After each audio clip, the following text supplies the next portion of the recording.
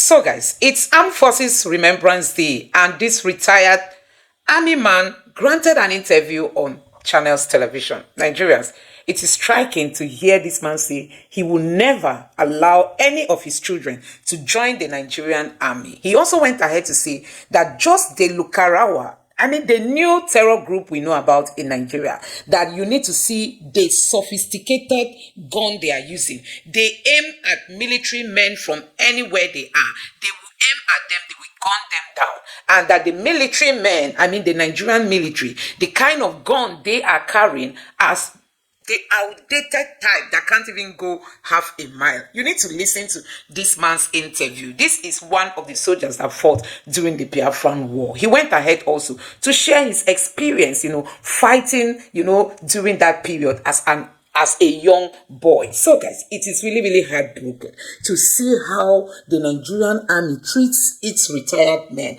And that's why sometimes when they put up these adverts, people don't tend to turn in because you don't even know how your fate is going to end up. Recently, there was this report that people from the southeast and the south do not join the Nigerian army. The population coming from these two regions are the least in the country. People just keep wondering, what's the benefit of serving in the military in Nigeria? So guys, I'm just going to allow you to take a look at this interview session. Honestly, it's really hard to see that people who risk their lives, some of them are died, some of them are alive and they are managing their health. They don't get almost anything from the government. The government gives them almost nothing. And you tell me why Nigerians should go and join the Nigerian military. Just take your time and watch this video for you to know that sometimes service in this country can be said to be a waste of time. Let me know your thoughts in the comment section below. They're asking for war bonus. Those of us that fought the war, we are asking for war bonus. I retired 83 December, the day General Muritala and the day Mutukufa, the government from Shagari. That was the day we finished at the settlement center. They promised of heaven and earth that they are going to give us our war bonus because it's already written on our paper that those of you that join army 67, 68, 69 will be given this war bonus. Well, the promise had been made. It's not that it's just a demand they're making. Yes, up till now they have not paid us that war bonus. How many years now? It's 2 years. My own is 2 years and some days. It's there. I'm sorry, I didn't come with my certificate. It's there. Anyone that joined army 67, 68 to 69 but will be given that money. Up till now we have not seen it. These are one of the things that concern us. 2 of our officers died about a week. 1 died 4 days ago. All of us are agitating for this money. They've left now. Their family are suffering. How many of you are left? That are left? I cannot Civil War veterans. The veterans in Lagos now, we have 24,000 that are registered. Of course, we die suddenly like that. So besides the war bonus, because it's also an opportunity to bring your issues to the fore so you can make your demand. Okay. And remind the government, perhaps they have forgotten, because I'm hearing your dates.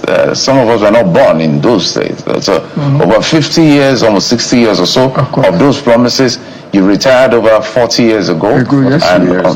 So there's a lot. So when you were telling us your story, we're just looking at you and so many things was going through our head. What exactly would you want the government to do that is quite urgent, speaking on behalf of everyone who is in your position? Okay. Nigeria religion has been established for retirees. We have been in the region now for years. We thank our state governors for taking us off, but the federal government has not been doing anything for us. Unlike Lagos in particular, starting from past governments that have been assisting us, they give us money like quarterly allocation. They call it stipend, but we don't call it stipend because it is manageable for us. They assist us, they give us vehicle, though we are still asking for more. The federal government, we want Ministry of Defense to direct all states to take Nigeria region up by recognizing us, giving us job opportunity. But not all of us are physically okay. Those of us that are still manageable in working with let them recognize us in the state. Governors are recognizing us, but local government, they don't. They allow us to come in, but they don't give us something to do. They are paying some people 50,000 naira per month. What are they to do with that? So what kind of job would you suggest that you should be doing? Well, it's to our skills in the service. They don't recognize us. When you say you are an ex-serviceman, all they tell you is security. And not all of us are general duty officer. We have all fields. Unlike me, I'm a clerical officer. I'm C2 typist, confidential typist, and that is how I now become the secretary of the Legion. We have all skills like that in the army. Retire with, but they don't give us that chance. When they just say ex-soldier, security, be at the gate, porters, and so they don't allow us to carry out our experience and knowledge. It's quite a lot to chew on, and really your experience and what you've told us is really jarring. I'm trying to imagine what you went through, and I wonder, sir, if you had a child or someone close to you that said, I want to join the army, because I hear your stories, I want to join the army, would you say, go ahead and join, based on your experience? Would you advise them to? For now, I will never recommend any of my child to join Nigerian army for now. Why? Because I am the father. They are seeing me now that my life is not to their expectation. They will want me to be higher than this, full of joy and every other thing that can make them to be happy. I will now encourage them to go and join the army. I have 2 graduates now. I said, never you think of going to the army. If you want to join, maybe Navy or Air Force. I've not been in there, but I've been seeing them and I've been hearing about them. They were treated better than Nigerian army because we are ground soldiers. So I don't. So what must change for you to now say, okay, you can join? I see these things have changed in the army, then you can join. What are those things you want to change? Well, I want the government now. Imagine somebody called me from Maiduguri yesterday. He said, this Lakurawa, they have divided themselves into 2. They were coming to their side, according to them, on Friday this week. And the rifle they gave them is this our general rifle, Setimi, SLR, G3, or so.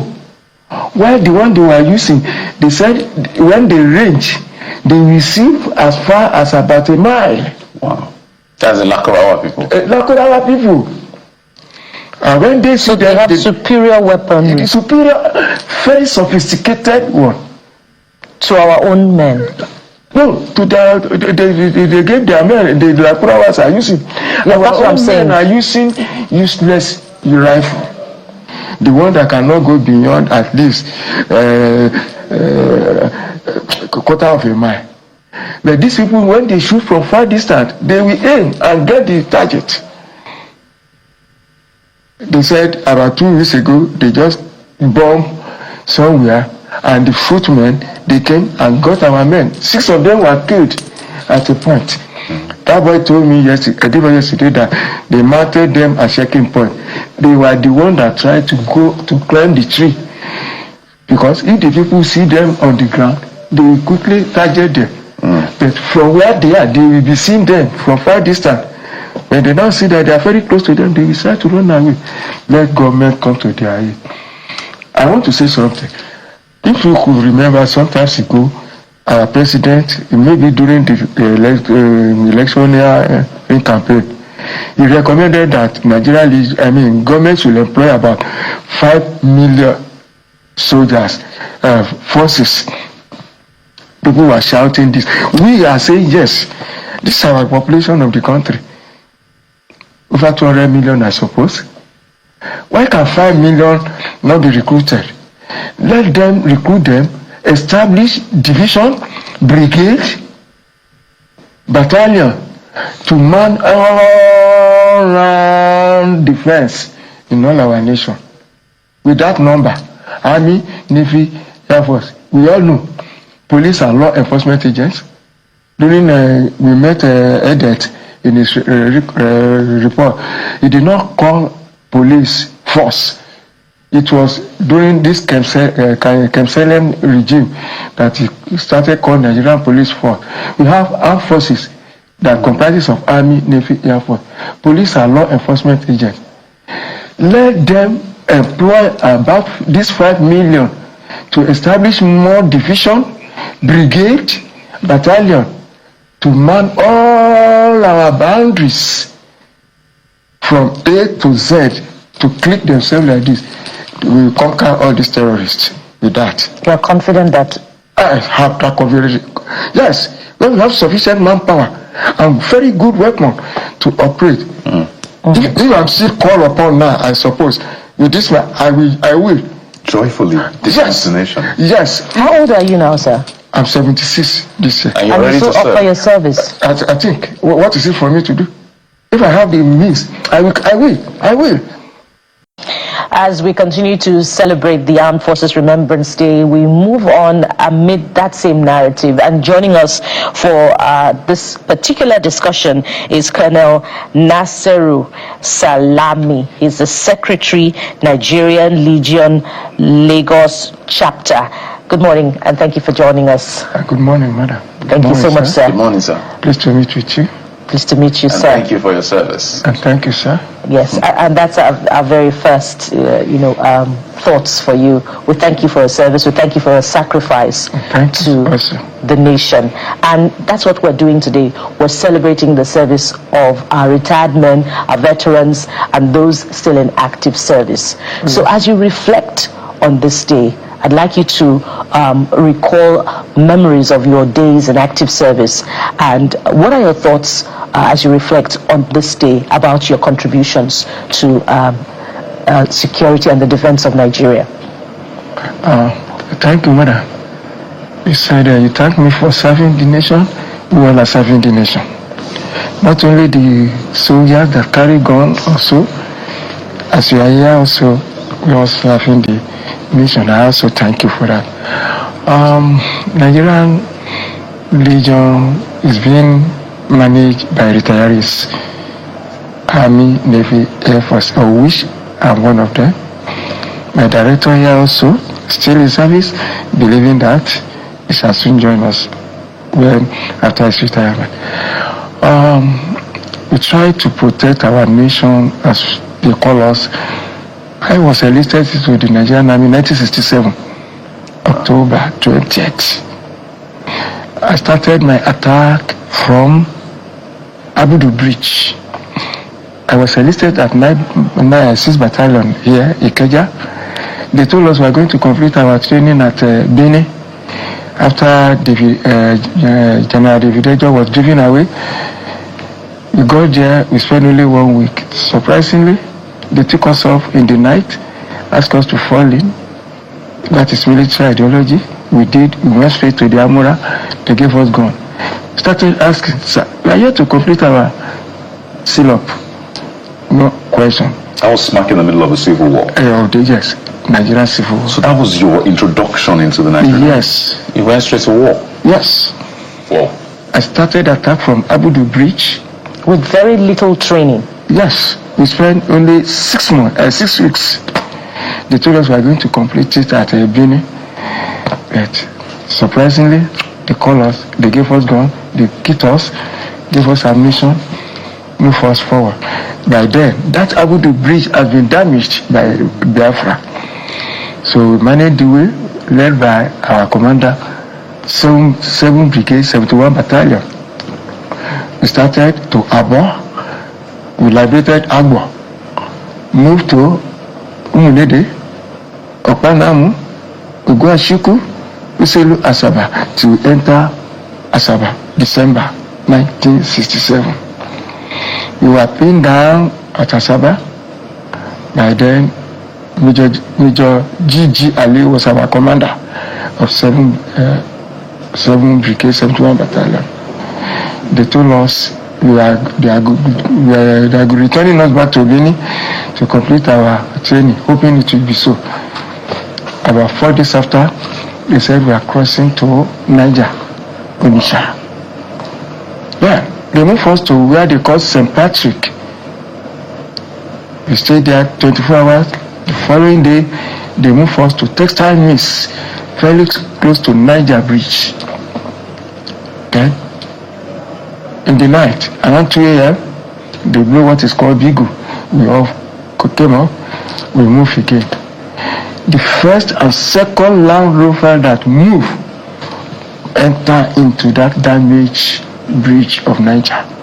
Not knowing it has been damaged, we are at the extreme end. First and second one perished. Then they stopped the fourth, which I was one of them. They moved us back. We now started crossing with Pontu to Onitsha. There we started another attack. To cut it short, October 68, I sustained injury on our way to Nnewi. They said we are going to liberate Nnewi. That was October 10th. That day we lost 4 of our officers. My own, I thank God. It was Ubunibi. They called it Ejuku Bucket. One of our soldiers entered the trap, caught the rope and started blowing. The entire year. I'm having plastic here now. Some of my colleagues are having pipe here. So they moved us back. That was my 11 months in the jungle. We were moved to Benin. That's all I know. I didn't know how we got to 68th Armed Forces here. After I saw my leg cranked when I woke up. This man at Bailey, Dr. Bailey came there that day. I did not know he has recommended that they should amputate my leg. One of the ladies, this our nursing sister, he carried something, he said, Baba, I say, young boy, your leg is going to be amputated? I said, why? He said, it's only, I said, yes. He said, that is what is written by Dr. Bailey. He said, he will do me a favor. He removed the document there, put it under my mattress. I said, one Indian doctor is coming. If he check me, I may be lucky. And truly, when he came, he looked at me. He was speaking their language I did not understand. Somebody was interpreting to me. Then he asked me to do like this. That's all I know, sir. Until he now called me. He said, Officer, you are. You do like this, you are. Then he went. That lady came back again. He carried that thing and said, I'm lucky. Wow. They now take me to theater. That is where they now remove unnecessary things now and put plastic. This is plastic here now. Wow. I thank God. That's how I see. And you never went back to the field? Again? Did you ever go back? I went back again. You went back to the field? Yes. Not intentionally. When they did this operation at Mushi, Omopupa, when they killed one of our soldiers at Mushi, we were at Conference Center with a wheelchair. I had the POP here, down, and there. Then they moved forward. They've removed that POP as at that time. Then they said they killed one of our soldiers at Mushi. We all took out to attack that man. Brigadier General Mobolaji Johnson came to us. He addressed us, we disagree with him. Until we see the end of that Mushi, we don't want to see anybody at that Mushi again for killing one soldier. He appealed to us. We said, okay, let's thank God. We went back. About 2 weeks after, we wake up in the morning to eat. They say they are going to bring food to us. We should not go to kitchen again. And we used to go to kitchen to collect our food, not knowing they have arranged for military police to round us up. They brought this LMTS municipal. They pay us £19, 10 shillings, enter motor. That is how they took us to the airport, move us to Port Harcourt. It was the SSP that came to receive us. What was the purpose? And I think this ties to the welfare, the issue of welfare. So why were you moved to Port Harcourt? But more importantly, how has your welfare been ever since you left the force? Because we spoke to the head of veterans, and he said that, well, they've had an interface, but the Ministry of Finance is still yet to make do on that, promise to pay. So have you been paid? Do you know people who have been paid or have not been paid? Just speak to us about welfare. Okay, some of our officers, this time about 2 weeks ago, they started paying this month. This 20% increment, then 32,000 naira increment, and all sorts. They gave us that money. They promised to pay the rest anytime from next week. That is what we are expecting. But it isn't that we are after. So guys, you have seen it for yourself. This man has really exposed the Nigerian military. What is it that is so difficult in this country when it comes to taking care of your people? You don't take care of them, and you just allow your people to be meat in the hands of their enemies. Recently, we heard that is it the Lokarawas or the Iswa? They targeted a military base in Borno State and ended the lives of soldiers. One just keep wondering if these soldiers were given birth by a human being. Are they people's children? Are they people's husbands? Are they people's fathers? That the Nigerian military will just look at all the loot, all the corruption going on in Nigeria. But when it comes to equipping the military, we go back. It's not as if there is no budget, but some people are sucking up that budget. We have heard that the insecurity fight is $1 billion industry, and people don't want it to end because they make a whole lot from it. Now, the lives of people, only in the southeast, we've seen many security men, call it the army, call it the police, call it the whatever. We've seen many of them, they have died because the federal government refused to close a gap. The federal government refused to close a gap. Agitators everywhere, call them to the table. Tell them what you can do. Let them make their demands and tell them, okay, you have 10 demands. Let me start from number 1. That number 1, you may even keep doing it forever, provided you bring down the tension. No, the federal government said they will use jets, they will use guns, they will use this. Until now, you've still not been able to stop, the people. So, like I always say, that the insecurity in the South is man-made, it's man-generated. It's nothing to calm down the Igbos, because it's not everybody in Igbo land that wants to live, that wants to become Biafra. It's not everybody. It might even shock you if a referendum is done. You find out that majority still want to be in Nigeria. So why are you using gun? Why is it that even the Tinubu's government is not even showing that something is different between Tinubu and the Buhari's government? So guys, you have seen what this man has narrated, his experience fighting as a military man during the Biafran War and thereafter, how Nigeria doesn't take care of its soldiers, and he can't even afford to encourage his children to go join military because it has not fetched him anything, and he doesn't believe in the nearest future he's going to fetch his children anything. So guys, let me know what you think about this in the comment section below. Please don't forget to subscribe to the channel, turn on the notification bell. Please give this video a like so that YouTube can recommend it to others, and drop your thoughts in the comment section below. Thank you.